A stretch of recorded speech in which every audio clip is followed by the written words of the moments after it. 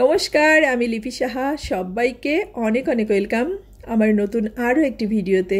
তো চলুন আজকে শেয়ার করব আপনাদের সাথে আমি বাসায় কিভাবে আলুর পাঁপড় দিয়েছিলাম। তো এখন যেহেতু আলু অনেক সস্তা, তো এই সুযোগটাকে কাজে তো লাগানোই যায়।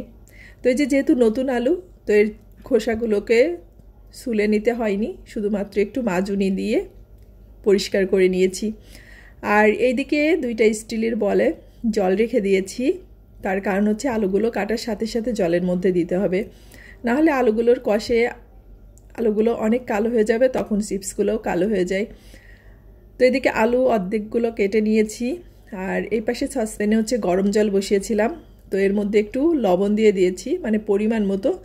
আর এই যে এখন আলুগুলোকে এর মধ্যে দিয়ে একটু ভাপ দিয়ে নেব। খুবই সহজ, একটুখানি শুধুমাত্র পরিশ্রম করতে হয়। আর এটা সারা বছরেই রাখা যায়। আসলে অন্যান্য চিপসগুলোর তুলনায় এই চিপসগুলো কিন্তু বাচ্চারাও অনেক পছন্দ করে। আর এইভাবে বাসায় তৈরি করলে এর মধ্যে তো অন্য কোনো কেমিক্যাল বা অন্য কোনো কিছু মেশানো হয় না, তো এগুলো বাচ্চাদের জন্য পুরোপুরি আর কি হেলদি বলা যায়। তারপর নিরামিষের দিনগুলোতেও কিন্তু এই আলুর চিপসগুলো ভীষণই কাজে লাগে। তো যাই হোক, এদিকে আমি বাকি আলুগুলো হচ্ছে কেটে নিচ্ছি। আর এগুলো কাটতে কাটতে আমার চুলায় যে আলুগুলো বসিয়েছিলাম ওগুলোর ভাব হয়ে গেছে। তো এই যে এগুলোকে এখন নামিয়ে নিব। তো আলুটা হয়েছে কিনা সেটা আমরা বুঝবো কিভাবে, সেটা হচ্ছে যে আলুর রঙটা একটু চেঞ্জ হয়ে যায় ভাপ দেওয়ার পরে। তবে বেশি ভাপ দেওয়া যাবে না বা সেদ্ধ করা যাবে না, তাহলে আলুটা কিন্তু ভেঙে যাবে।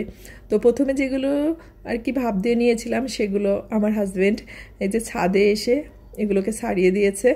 আর পরে যে বাকিগুলো ছিল তো সেগুলোকে আমি আর কি সিদ্ধ করে নিয়ে এখন দুজনে একসাথে মিলে ছাদে আর কি ছাড়িয়ে দিচ্ছি।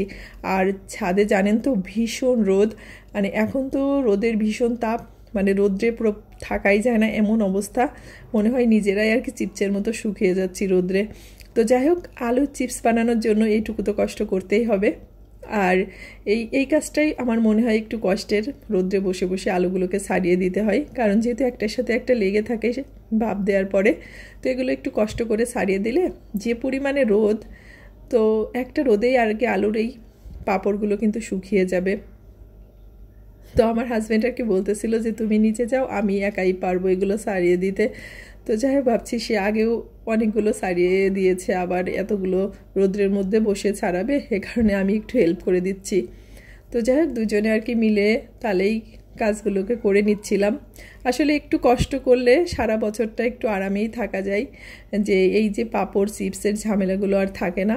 তো আমি প্রতি বছরই কম বেশি একটু দেওয়ার চেষ্টা করি।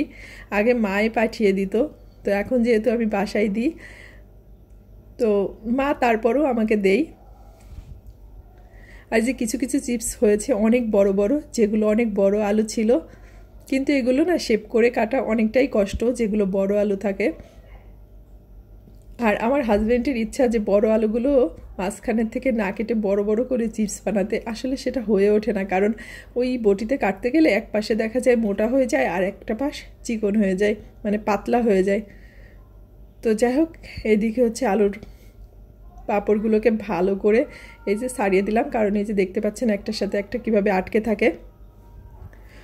তো আমার 2 দিন লেগেছিল আলুর পাঁপড়গুলো শুকাইতে, আর এই যে শুকিয়ে গেছে একদম পুরাপুরিভাবে।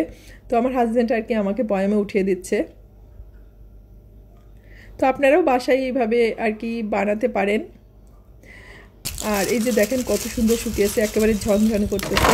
এগুলোকে বয়ামে সারা বছরই রেখে দেওয়া যাবে। তো ভালো থাকবেন সবাই, দেখা হচ্ছে নেক্সট ভিডিওতে।